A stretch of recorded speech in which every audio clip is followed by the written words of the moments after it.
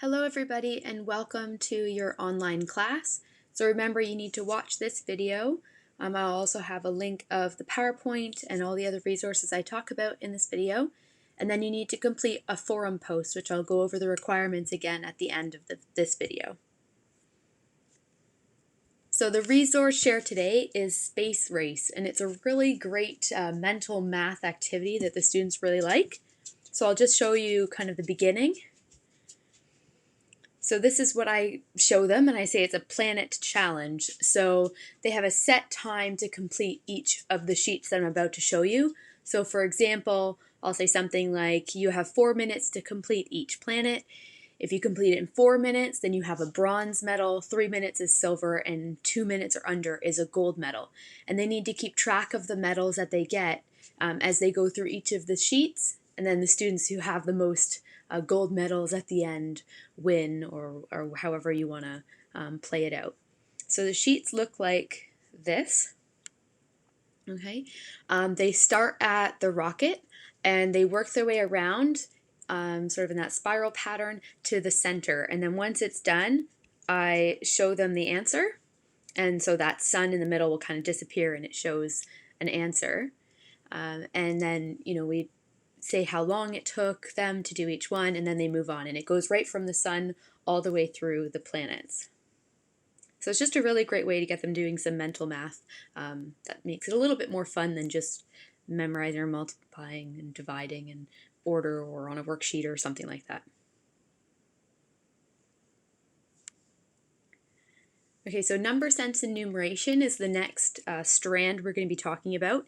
It has 4 sections: quantity relationships, counting, but counting is only for grades 4 and 5, operational sense, and proportional relationships. So some concepts like fractions, for instance, which is what we're going to be talking about today, will be taught sort of in their own unit, but you will often see teachers teach the rest of number sense enumeration within the other strands and not necessarily have a unit on multiplying or a unit on adding and subtracting. So you'll kind of see them integrated into other subjects or other strands, I should say. So quantity relationships is more about looking at numbers and how they relate to each other and how they work together. So in grade 4, they're looking at whole numbers to 10,000, decimals to tenths, simple fractions, money amounts. And as it goes up the grades, they get into more complex numbers and looking at comparing and relating those numbers to each other. So grade 5, they go up to 100,000, and grade 6 they go up to a million, and so on. Grade 4 is decimals to tenths, and then hundreds, and then thousands, and then kind of all. And then when you get to grade 7 and 8, they're really using all of those different types of numbers to solve problems, relate them to the real life, and so on. So it's not so much practicing the numbers and relationships themselves, but representing, comparing them, working with them together. In grade 7, they start focusing on integers, and in grade 8, they're really looking at including positive exponents, and they also look at unit rates and things like that. So grade 4 and 5 is the only ones that have the counting strand in the junior grades. So in grade 4, they're counting forwards and backwards up to by tenths and fractional amounts, but only using like halves, thirds, fourths, and tenths. And in grade 5, they're counting forwards and backwards up to hundredths. For operational sense, so this is when they're multiplying, dividing, solving problems, that sort of stuff. In grade 4, they're doing single digit and multi-digit whole numbers, adding decimal numbers only to tenths, and money amounts. Grade 5, they focus on multiplying and dividing multi-digit whole numbers, adding and subtracting decimal numbers to hundredths. Grade 6, they start to go to thousandths, and grade 7 and 8, they're adding in fractions. So in grade 7, they're adding and subtracting fractions. Grade 8, they're multiplying and dividing fractions as well. And proportional relationships, this is when you get into unit rates ratios. So unit rates is when you say, for instance, 1 unit equals 5 of something. So 1 person can eat 5 slices of pizza. How many slices of pizza can 3 people have? And so in grade 4, they're just looking at 1 unit and up. They're not really doing the two-step problems, which is what they get into in grade 5. So you would say something like 2 people can eat, 4 hamburgers. So how many hamburgers can 3 people eat? So they would have to find out what one person can do and then multiply up to 3. So in grade 4, it's just you're given the 1 unit. In grade 5, you're not. And then in grade 6, they're looking at percent ratios and unit rates with decimals. In grade 7 and 8, they look at sort of making decisions based off of those ratios and solving problems with them. So they're not just, finding an answer, but they're then, maybe comparing which coffee can has the best value for money based on its ratio and its rate. So things like that. So today we're focusing specifically on fractions and decimals. So rather than doing one day for all number sense and enumeration, like the other strands, we've broken it up into fractions and decimals, and then next week we'll do ratio and proportion, and the following week we'll do integers. So no matter what strategy or concept you're teaching, you really need to make sure that the students have a conceptual understanding of adding, subtracting, multiplying, and dividing. Really understanding what numbers are and what they represent. This is the base of math. If a student does not have a good base on number sense and enumeration, it's going to affect all of the other strands. So this is something you really need to work with students in really understanding what a number is and not just how to go through a series of steps to solve a problem. So the more ways that a student knows how to solve a problem, so this is using your gallery walks, using your band shows, all those types of strategies to really show students there's multiple ways to solve a problem, and that's really going to help them develop a good conceptual understanding of math, and that's super, super important for this strand. So with fractions and decimals, you really want to get a good conceptual understanding of what the denominator is, especially in grade 4, when they start looking at representing fractions. If they can get a really good grasp of what a denominator is, by the time they get to grade 7 when they're adding and subtracting, it's not as big of a jump because they understand why they need to make, the bottom number the same before they can add or subtract, and so on. So you really need to make sure they understand what a denominator is. So a denominator tells us how many pieces we have in total, and those pieces must be of the same size. Okay, so when you're adding and subtracting fractions, for instance, we need to make the bottom number the same, because if we don't, then the pieces are different sizes. So even though in the end we could say I have 6 pieces out of 8, if both of those fractions weren't out of 8, when we add them together, then those pieces mean nothing. Those 6 pieces are different sizes, and it doesn't make sense. So by knowing the denominator means pieces of the same size, the number of pieces we have that are the same size, when it gets to adding and subtracting, multiplying, dividing fractions, working with them and understanding what they mean, it becomes a lot easier for them. So you need to use a lot of images, a lot of manipulatives and hands-on things to help them understand what a fraction is. So adding and subtracting fractions is often harder for students to comprehend than multiplying or dividing because of that step that I was talking about making the denominators the same. When in terms of decimals, the main kind of my pet peeve, I guess, is a lot of you probably were told, if you did 1.2 times 10, that you move the decimal over one place. Times 100, you would move it twice. Well, the decimal isn't actually moving. The number is shifting into a higher place value. So by telling students the decimal is moving, you're not really helping them develop the concept of what 10, 100, and 1,000 are doing. The decimal never moves. The decimal is always in the same spot. It's the place value that is shifting. So really make sure you're getting to that concept and really getting the conceptual understanding of fractions and decimals.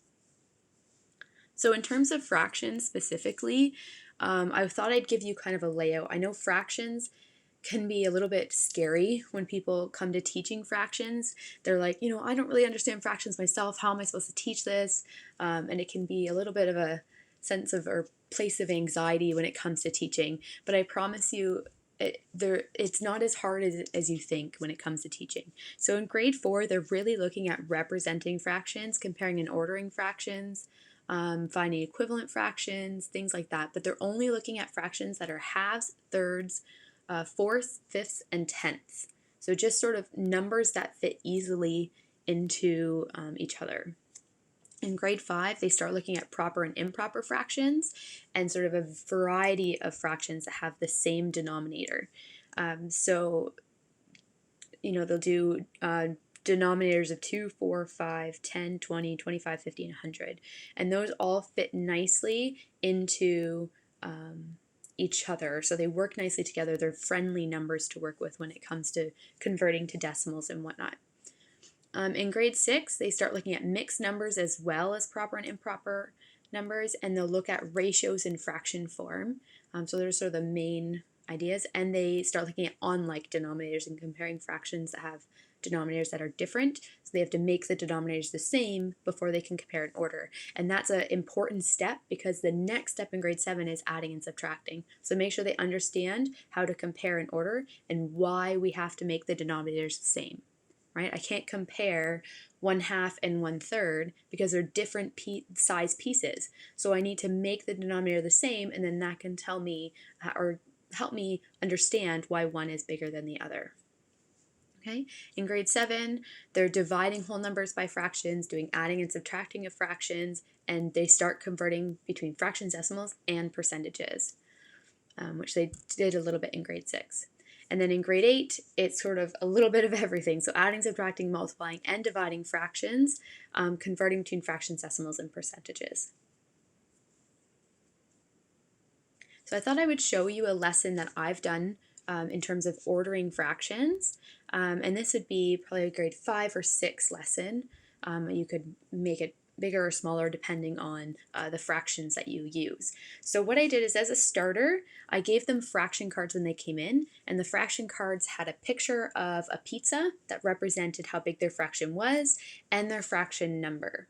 And I made sure that the fractions all had denominators that could be multiplied to the same denominator, and that's for something they're going to do later on. So they all were given fraction cards, and I said, without speaking, so they couldn't talk. You'll notice my noise meter at the top was 0, and that meant that it was silent. So they had to do this without talking, and they had to get an order from smallest to largest, just by looking at their fraction card. Then once they had gotten an order, we wrote down the order on the board.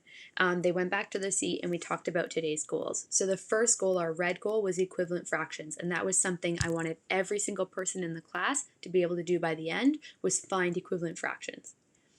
Most of the students, I wanted to be able to compare fractions with unlike denominators, and then hopefully by the end they would be able to order fractions. Comparing to ordering isn't as much of a step as it is from equivalent fractions to comparing. In our literacy objective, we were looking at the word denominator and the word equivalent and what those meant. Okay, these were the big questions that I wanted them to do at the end, and I sort of explained that a bit last week. So I would just show them these questions, but they wouldn't answer them at this point. So we talked about how getting an order was probably pretty difficult because all of the bottom numbers were different. But I didn't tell them that. I just said, that seemed pretty tricky, especially since you couldn't talk. How did you know where you should go? How do we know if you're right? What might we be able to do so that it makes it easier to compare them? And students would, you sort of guide them to the idea that, well, if the bottom number was the same, it'd be so much easier. So we talked about equivalent fractions and how it makes it a lot easier to compare and order fractions when they have when they're equivalent, when they have the denominator, when they can jump up. So by looking at equivalent fractions, then we can find a number, a denominator that would be the same for all of them and find their equivalent fraction with that same denominator. So first we had to practice finding fractions that were equivalent. So I did a couple examples and then I had them complete this. To really make sure they got this down, I had them complete a Tarsia puzzle, which I've shown you Tarsia puzzles before, so I've attached the Tarsia puzzle in the folder. Mind you, this is the Tarsia puzzle I used, but it was really tricky, so you might want to alter it depending on your class. Then we looked at comparing fractions, and we talked about how the two fractions had different denominators, and we need to find equivalent fractions of these two so that they had the same bottom. And we noticed that 2 can go into 6. So if we find an equivalent fraction for a half that has a denominator of 6, then it'd be easier to compare. So I showed them a visual representation of what that meant to help them bring up the equivalent fraction, and then it became a lot easier to see that 4/6 is bigger. I then had them find a partner, and they had to work together to see which of their fractions from their fraction cards was a bigger number. And they had to draw a picture in their book to help explain their answer. And I had them do this a couple times. We rotated through, find a partner, whose is bigger, find another partner, whose is bigger, and so on. And we talked about, what strategies did you use to get quicker at this, or what strategies could you use to make sure you're right, and things like that. I then did a planner check. So in their planners, they had a green, an orange, and a red card, and they had to flash it up to me to tell me which sentence best fit them. So green was, I can compare fractions, so they found that task pretty easy. Orange was, well, I'm okay with equivalent fractions or the step before, but I'm kind of struggling with this a little bit. And red was, I'm lost, I need some help. So according to how the students held up their cards or what colors were most prevalent, that's how I moved on. If there was some students in red, then I would kind of jot their names down or take a mental note so I could go to them and make sure that they were okay and really help them push on. So then we talked about, okay, having the denominator the same really helped us compare them. So I wanted them to take their fraction cards and find an equivalent fraction that has a denominator of 20 on their fraction cards. And then we got back in order and we compared our answer to the one we got at the beginning of the lesson. And then I had them practice and complete the worksheet. I have also put the worksheet that I used in the folder so you can look at that as well. After they're done, we did another planner check just to see where they thought they were. And based on what they held up, that's the big question that they answered and brought to me at the end of the lesson. Okay, so here is a bunch of resources that you can use in getting ideas for teaching fractions and decimals. So the first one is the Guide to Effective Instruction for Number Sense Enumeration. So we'll have a bit of everything. Tips for RM is a good resource. It's by the ministry actually that helps publish it, and it has unit plans and things. Still evaluate it. Don't just take what they say and kind of go with it. I have found that sometimes when I've done it, I've wanted to change lessons or the order seemed a bit off to me. So there's some unit ideas on how they broke it down, and you can definitely take their lessons, but make them your own. And then Math Goodies has some lesson stuff. There's a fraction bootcamp lessons page there, and then Teaching Ideas had a huge amount of resources for decimals and fractions that you can look at. Okay, on the schedule, it does say that I was going to talk about unit planning today. However, I felt that, especially since it's the first time I'm talking about it, I'd much rather do that in class with you guys so you could ask questions. We could do an example together and work together through it. And I also wanted to talk about your assignment, but again, I felt that would be better to do in person so you could ask questions and I could make sure you really understood. So we'll do that all next week. You may want to think about who you're going to work with as a partner, because I will allow you to work as a partner on this. Only groups of 2, please. No groups of 3. Okay, so I mean, in the end, there will be one group of 3, but I don't want a million people coming up and saying, I'm the group of 3. So come up with a partner on what you're going to work with and maybe think of what sort of topic you want to do. Okay, so now you need to do a forum post. So make sure, again, you post in a Word document first and then add it. I'm sure you know how to do a forum post, but there is the steps again if you have forgotten. It needs to be a minimum of 250 words, and I said a maximum of 500. It needs to be posted by 11 p.m. on February 1st. Not watching this, well, you've watched this video, but not doing a forum post will count as an absence, so please make sure you do it. Again, try and make at least one connection in each of the following. So one from the readings, one from this video, and at least one from the presentations that are being posted in the Learning Activity Presentations forum. Okay? Please make sure you're doing some deeper thinking and reflection, not just reporting something that you've seen, but why you like that, how is that developing conceptual understanding, and so on. And please make sure that you have good spelling, grammar, punctuation, and so on. Okay, and that is it. So I will see you next week.